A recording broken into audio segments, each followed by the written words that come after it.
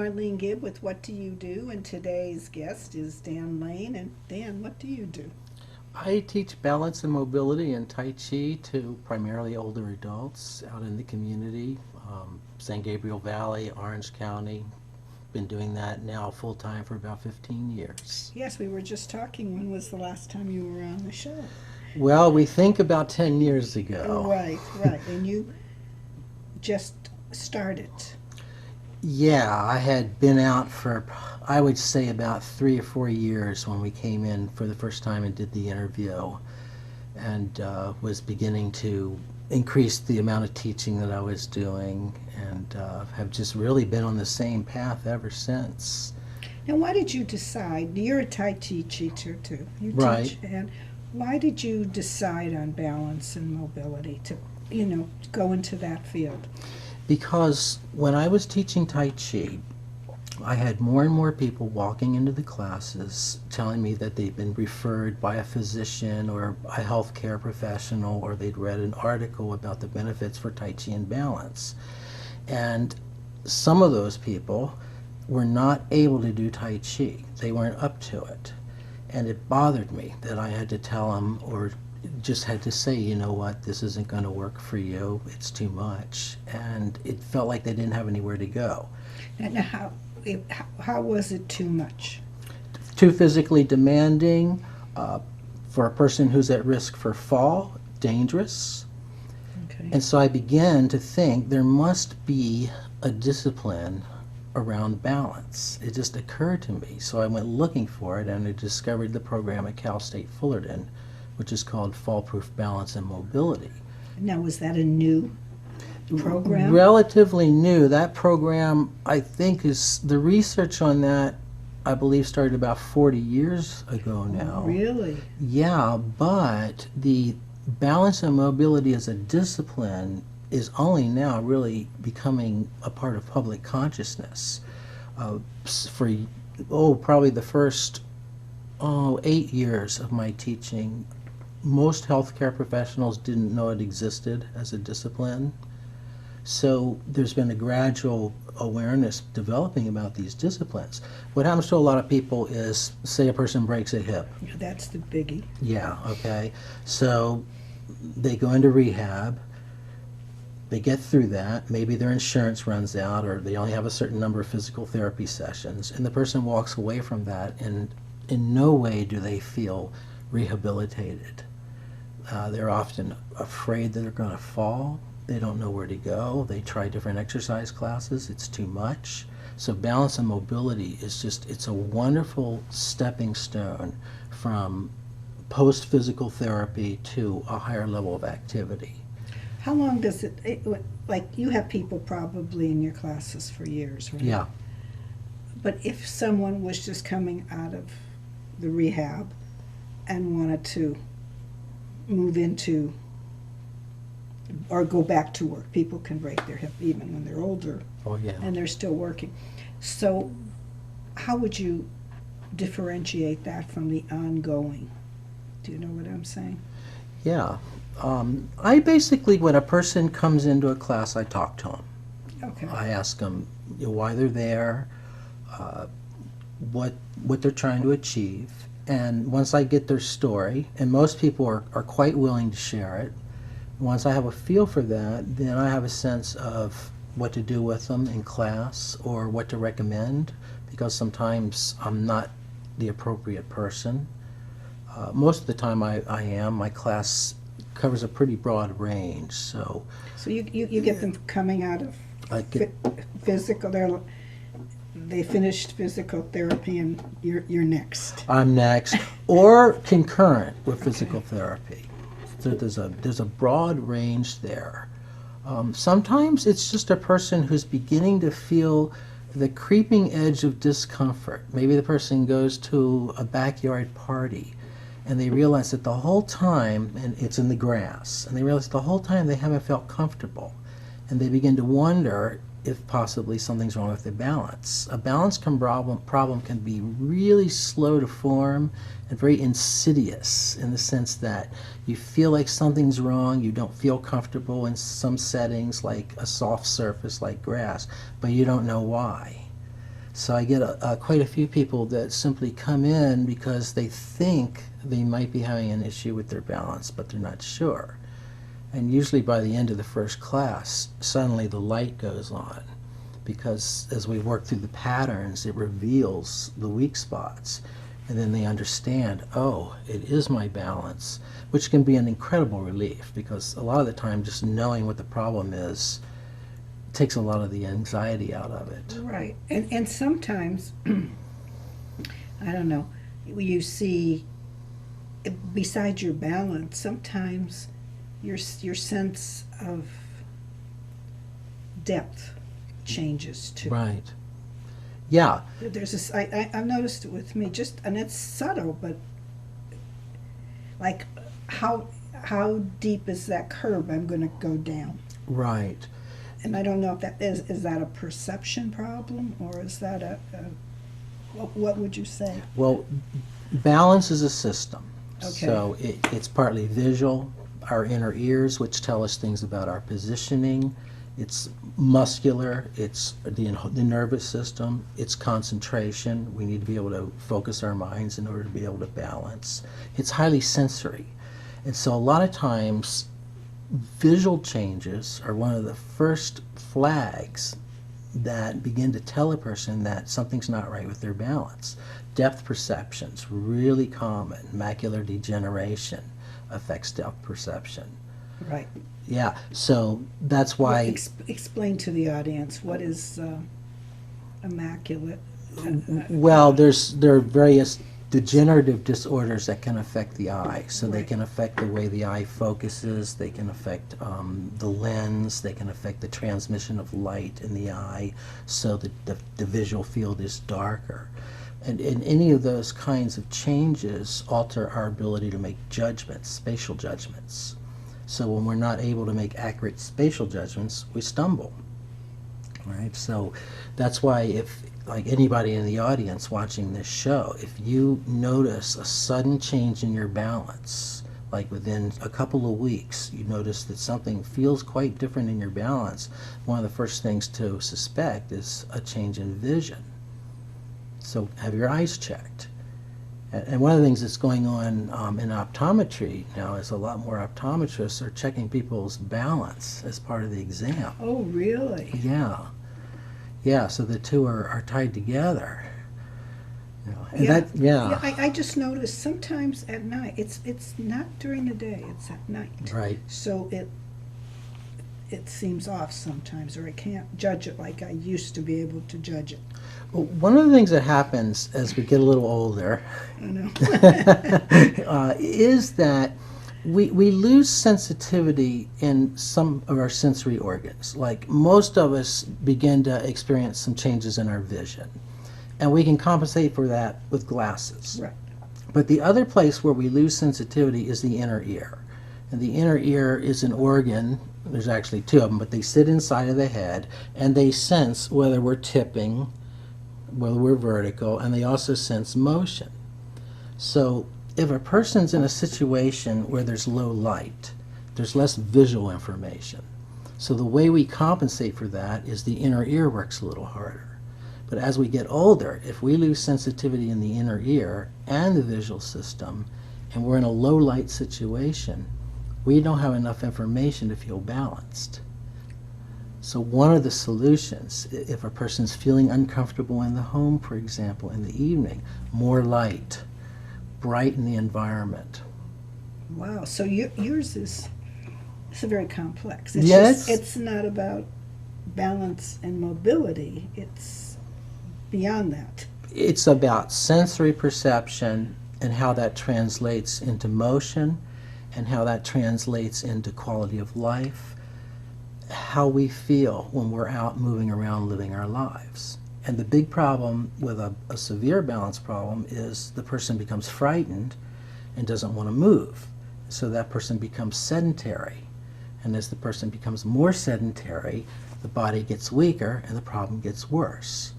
And so my program fits in that place where a person starts thinking, I've got to do something, because they recognize that they're getting weak and it's becoming dangerous. So the balance and mobility helps a person to come back in and establish a lifestyle that has sufficient movement to maintain balance skills. Now, when they come to you, how do you, I mean, you teach classes, I know that, but are you recommended through eye doctors or other people? It's grown. I'm on faculty at a couple of community colleges, so my classes are advertised through the bulletins. I work for several cities, so I'm advertised through city bulletins.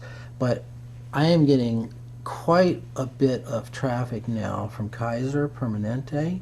My name is sort of filtered into the clinical areas. That, you know, some of the physicians, they know who I am, so they're starting to recommend people to my classes. That's happening down in Anaheim. You're going further? Yeah, and just word of mouth. Somebody tells somebody else. There are some people who just somehow seem to go out there and connect to things. And so I just recently had a person bring in a group of people from basically some kind of a facility. I'm not sure what it is exactly, but suddenly there's an influx of about 25 people into a couple of my classes. And that's how it works. Well, they have a lot of retirement places too. Yeah, retirement places, all kinds of organizations. Some of them are serving the community, so they're always looking for new ways to serve the community or to hook people into services. That's, well, here in Monrovia, because I'm active in that one, Yeah. is the Monrovia Coordinating Council. So we have about 45 nonprofits in the community. And so if things happen, you know who to call because you're in the same community, or they'll know, especially in the West San Gabriel Valley, like Monrovia, Duarte, Arcadia, Pasadena. They know. They can move people around pretty easily. But it's getting to those resources. Yeah, right. And as I'm getting further into it, I've been doing this for quite a long time now. I'm beginning to find other ways to connect to people as well, like this interview. Right. Yeah, so there are lots of little pieces that are reaching out, and the word's getting around, and people have become more sophisticated. The average age in my classes now is about age 80. Really? And when I started 10 years ago, it was, I would say, about age 72. And the person coming into my class at age 80 is much more sophisticated. 10 years ago, it wasn't normal for an 80-year-old person to walk into my class and ask me if we were going to be strengthening the core. Are you strengthening? Oh yeah, we're strengthening the core. Yeah. Yeah, all that stabilizing that we need to do in our bodies. The number of people who are physically active, especially over age 70, I would say, has mushroomed. So there's a huge increase over the last decade of awareness of the importance of movement as a way of sustaining a higher quality of life. Well, the average age is growing too in this generation. That's right. Not the younger generation, this generation. Right. And they don't want to be sick. Yeah, we've doubled the human lifespan over the last 100 years. Really? Okay. And when a person is not physically active, one of the things that happens is there's the classic curve where we reach our peak at age 30 and then we level out. But what happens to a person if they're not physically active, like the old idea of retirement, sit in a chair and relax? They die after 2 years. Well, they used to die after they 2 die, years. or they go into a steady decline, and that decline becomes absolutely miserable for a considerable length of time, like maybe a decade or more. Do they have a lot of depression? A lot of depression, just extremely limited lifestyle, loss of independence, and that leads to just extreme frustration. So the idea is to keep that higher level of life quality as long as possible, and then as many people say to me, they'd rather just go out quickly at the end. I get that. Yeah. I get that one. It's a yeah. little morbid, but nonetheless, we're talking about quality of life, and we're talking about.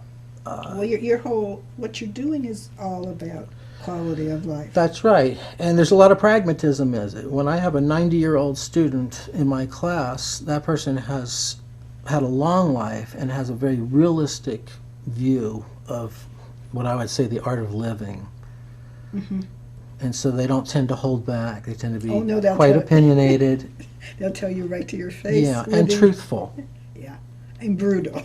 sometimes. It can be really brutal. Yeah, Yeah, yeah, it can. But but they don't. There's a certain point I think you get to in your 70s. I think it's around 70. You don't care either. mhm, right. Yeah, it's Yeah, it's always been hard to get men to come to the classes. It's improved. When I first started the classes, my classes were probably 95% women. Percentages are better. Now, roughly about 20% men. Men are still just not as prone to want to address the problem. yeah, but don't they understand they're going to go downhill much faster? They do, but one of the most common things I hear from men is, I don't care. Wow. Yeah. So how many times a week do people should go to your balance and mobility class? How many times do you recommend? Well, once a week is sufficient if you're not experiencing an acute balance problem, if you're not at a high risk for falling. If you're at a high risk for falling, I would say twice a week. If a person is high risk, then I follow up, and I always like to know, are they doing any physical therapy? Are they getting any other help besides attending my class? Frequently, the answer is no. And the reality is the person probably isn't going to do any more than come to my class. So I do the best I can with what I have. But if a person has a moderate risk of falling, I try to get them to do something twice a week. I try to make sure that they're doing something to build strength, especially in their hips and legs. Core. Yeah, core strength, but more specifically strength in the hips and legs. Because hip and leg is about 80% of how we stay safe on our feet. If hip and leg is weak, we have problems with our balance. Where do you see this field going? I mean, since you're so much a part of it. Well, two things. As the idea that movement is, quote, the drug of choice. I think movement's fun, but that's me. Yeah. If we have more and more people in the population embracing movement and doing what's necessary, living a lifestyle that helps them to sustain normal balance function, as well as offset some of the other things that happen to us simply because we're not moving enough, like cardiovascular disease, then I would hope that in some ways my discipline would die, because if things were working right, it wouldn't be necessary anymore. But I don't think that's going to happen. That's not going to happen. Right. Right. So I see it becoming really a mainstay, one of the ways, a form of preventive medicine, one of the ways that we all employ to take care of ourselves, maintain our quality of life, maintain our independence. That's the biggie. Yeah. I mean, I'm around people, and we're heading towards that, but we want our independence. I don't want my son saying, I'm going to move you somewhere. I'm in my house. I like being in my house. Oh, yes. And I like being in the community here, and I'm still working. So, and I like that. Well, one of the parts of my class that's really important for people to know is that there's confidentiality around whatever they tell me, because I have quite a few students through the year who come in. Are you under HIPAA?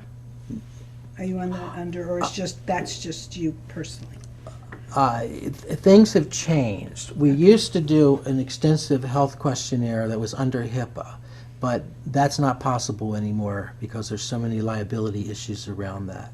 So now I'm in a position where basically I can't ask I have to see if a person will volunteer information that will help them with their balance.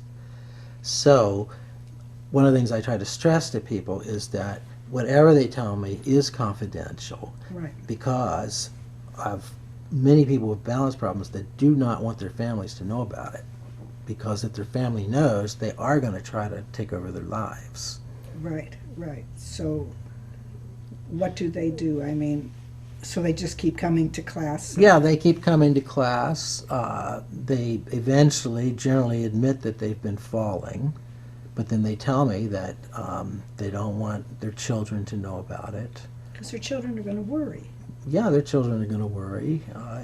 And then the children are going to maybe want to take them out of where they've been for many years, and that's not good. I mean, that is not good for people either. Yeah, and it's a complex It's very complex. and painful problem, because a person who is not able to rely on their balance, it's a real basic blow to one's confidence when you can't trust your body. And there's also a factor underneath, because when a person loses function like that, they also go into a state of mourning, which gets completely often missed. That not only is the person struggling with their balance, they're struggling maybe with tensions in the family because of that, and maybe there's some resentment because now the kids have to put time into taking care of the parent, which creates tension. But on top of that, the person with the balance problem is feeling the loss of function, the loss of independence, and the loss of some of the joy in life, and goes through a lot of the same processes that a person goes through grieving for the loss of a loved one. Mm-hmm. I can see Yeah, that. so it's can be a very complex problem, and a simple way to simplify it is that when a person comes to a balance class with a balance problem, they're in pain, emotional pain, and often physical pain. Are they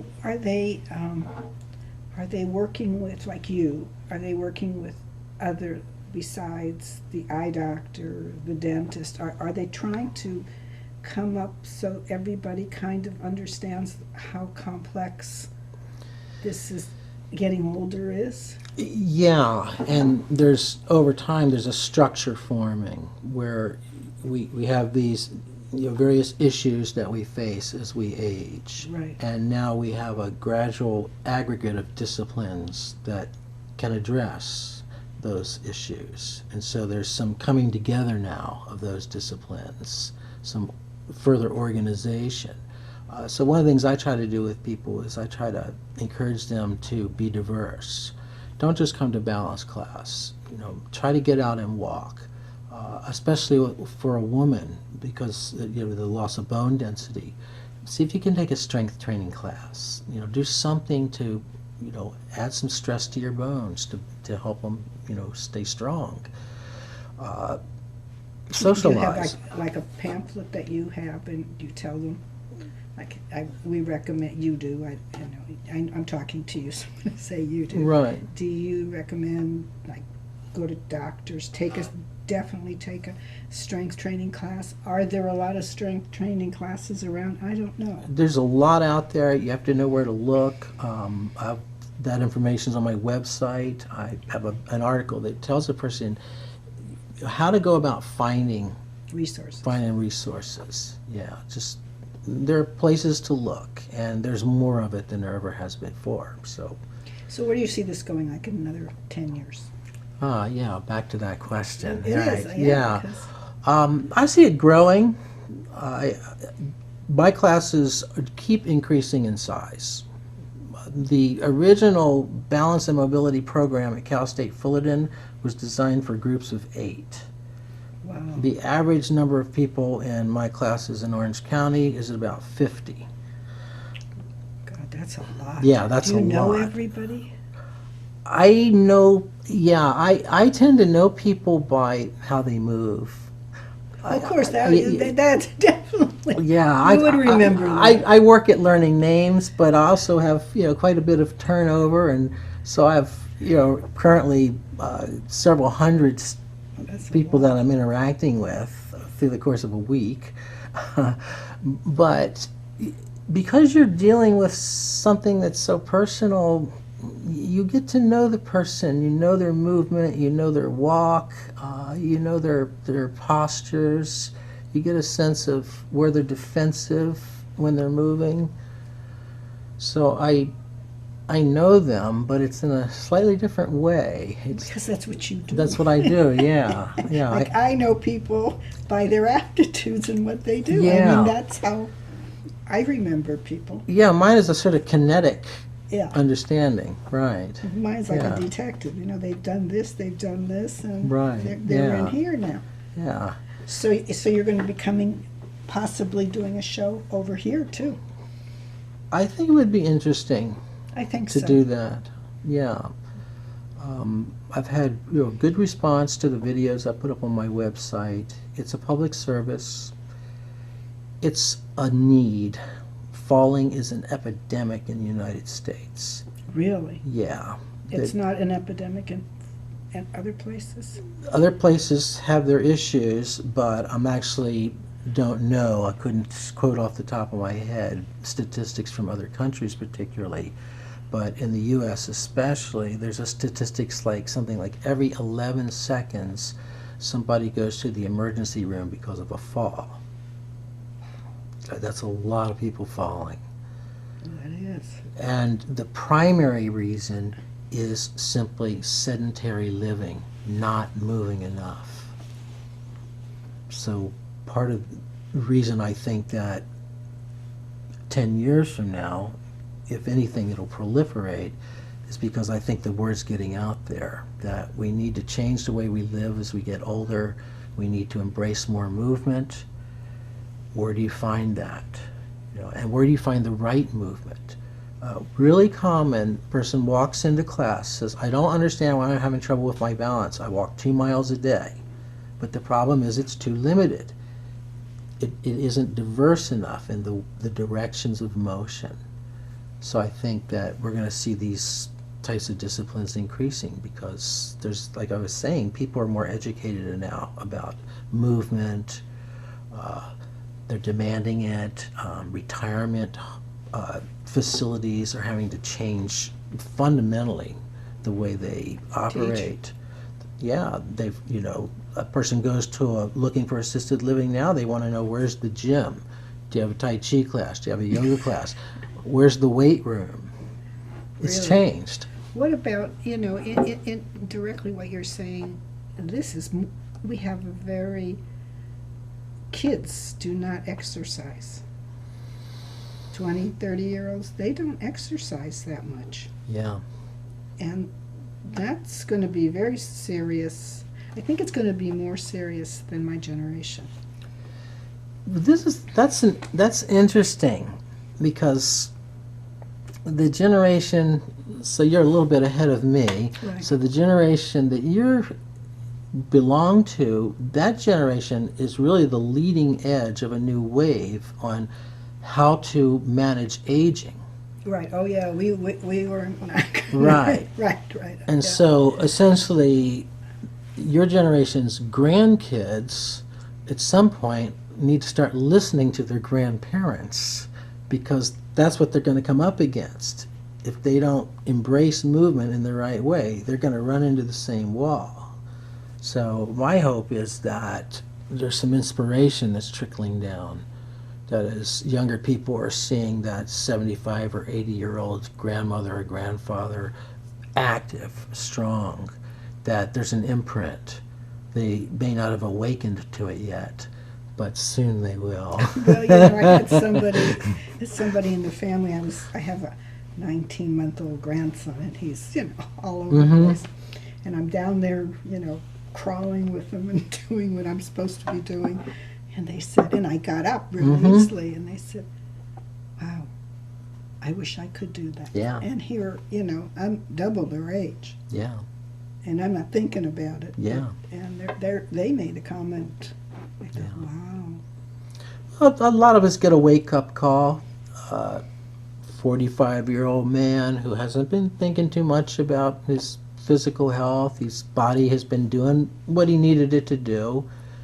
gets down on the floor one day and Can't get it. or really struggles and suddenly thinks, there's a problem here. Yeah. Yeah. Well, thank you for being on the show. You're welcome. Thank you. I And appreciate it. we've got a lot of insight into where we're going as a country and as the generations too. Yeah.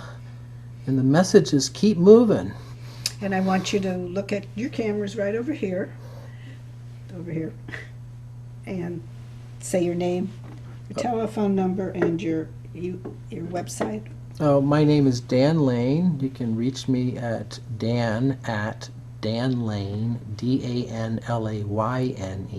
DANLAYNE.com. And my website is danlayne.com. It's all free, and you are welcome to explore it.